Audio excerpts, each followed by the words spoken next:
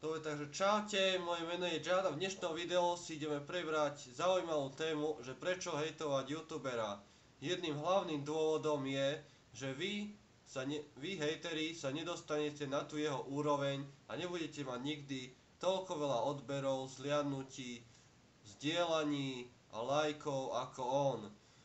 Ale namiesto toho, aby ste začali pracovať na sebe a začali rozvíjať svoju kreativitu, svoju predstavivosť, tak idete napísať nenávistný komentár takému youtuberovi, pretože vám lezie na nervy, že má určitý počet odberov a že to dosiahol a že je debil a že to nie je možné, že to dosiahol. To je to v podstate, že si to nezaslúži.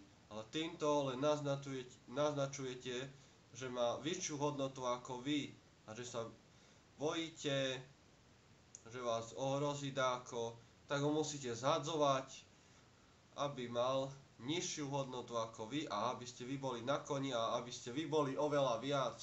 No lenže to takto nefunguje.